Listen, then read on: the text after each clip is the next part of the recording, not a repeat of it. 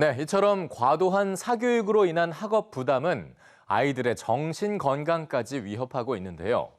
정부도 9년 만에 사교육비 경감 대책을 내놓으며 개선 의지를 밝혔는데 앞으로의 과제들 이상미 기자가 짚어봤습니다. 사교육비 전체 규모는 20조 원이 넘는 것으로 추정됐습니다. 네, 지난해 우리나라 사교육비 지출 규모가 21조 원에 육박하는 것으로 조사됐습니다. 특히 경기 침체로 저소득층의 어려움이 커지면서 해마다 오르던 사교육비가 처음으로 꺾인 건 2010년입니다. 중산층의 삶을 위협하는 5대 요소 중 하나로 사교육비를 정조준한 시기입니다. 초등에선 방과 후 학교, 입시에선 수능 문항의 70%를 EBS 교재와 연계 출제하는 방안이 핵심 대책으로 제시됐습니다.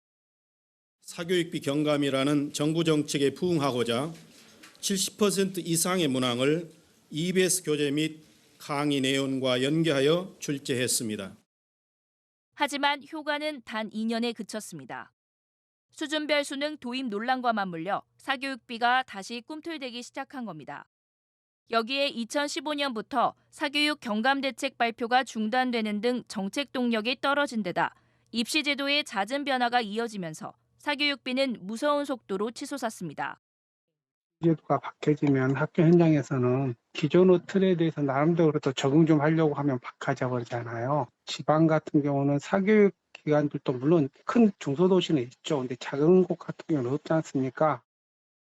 수준별 수능 철회와 영어 평가 방식의 변화, EBS 연계 감소, 문이과 통합 수능 등 수능 체제의 굵직한 변화가 2015년 이후에만 5차례. 그때마다 불안 심리를 타고 사교육비는 해마다 역대 최고 기록을 갈아치웠습니다. 코로나19로 학원가가 일괄 폐쇄된 2020년, 사교육비는 다시 한번 소강 상태를 보였지만 억눌린 수요가 이듬해 폭발하면서 21%, 역대 최대 폭으로 뛰었습니다. 그리고 지난해엔 무려 26조 원. 정부도 9년 만에 사교육 종합대책을 발표하는 등 본격 대응에 나섰습니다. 수능 시험에서 초고난도 문항을 핀셋 제거하고 초등 돌봄 강화를 약속한 겁니다. 사교육 부담을 줄이겠다는 의지를 확고히 한 건 의미가 있지만 문제는 지속성입니다. 누구나 접근할 수 있는 양질의 교육 콘텐츠를 확대하고 학교 수업의 개선을 지원하는 한편 입시에서 사교육 유발 요인을 억제하려는 노력이 더 필요하다는 지적이 많습니다. 정상적인 고등학교의 교육과정 범위 내에 있는 것인지 아니면 또 다른 요소들이 많이 개입될 수 있는지에 대해서 판단하고 미리 그걸 점검하고 제도를 발표하는 게 중요하다고 생각합니다. 2025년 고교 학점제가 전면 도입되면서 학교 교육은 또 한 번 큰 변화가 예고돼 있습니다. 여기에 맞춘 2028 대입 개편안이 이달 중 발표를 앞둔 상황.